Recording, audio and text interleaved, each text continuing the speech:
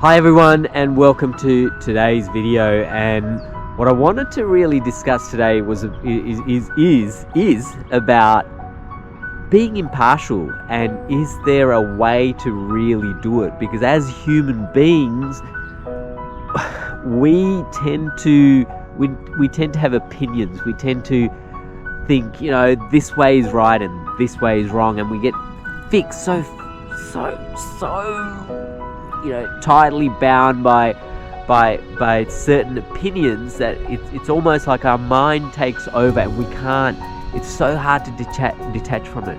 How do we stay impartial? And going through various things in life, there are several little tools that you can apply when you come across this word of impartiality and staying balanced. And what I find the most effective thing to do to stay impartial is really, cut it off at the start. Don't get too attached to any particular outcome or any way a certain thing has to be, or if there's a conflict going on around you, best not to take sides, because as soon as you take a side, it's almost like you're supporting one view against the other, where both views may be absolutely ludicrous, right? Both the views may be, one party has a certain agenda, another party has another agenda, and you're caught in the middle of it. What's the best thing to do? Stay detached? Avoid it! Stay away.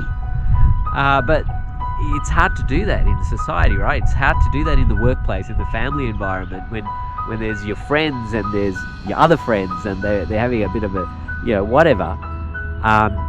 How do you stay impartial and really staying detached, not staying focused on any particular outcome, but looking at it from a higher perspective, looking at it from, well, what's the greater good here? What are we trying to actually achieve?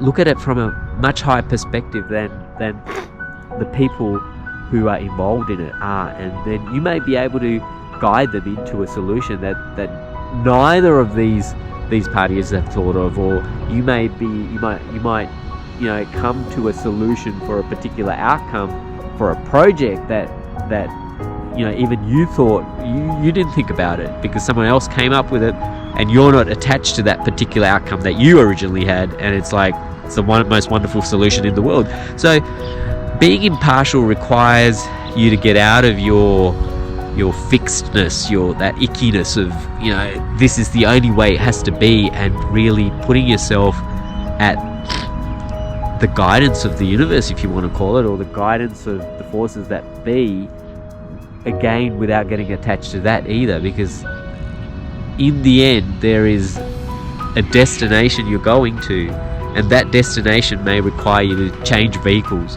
may require you to make a stop, have a rest for a while, may require you to think outside of the thinking that you're currently thinking. And I think that takes a lot of guts to do that, because most, I won't say everyone, most will take the part that's given to them.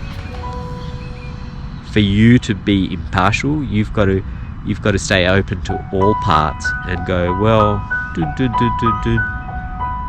that's going to work, and all these are not, but I'm still not going to be attached to that if there's another one that comes along. So being impartial requires you to have courage, requires you to be open, requires you to not get attached to any particular outcome, and just stay detached and go with the flow.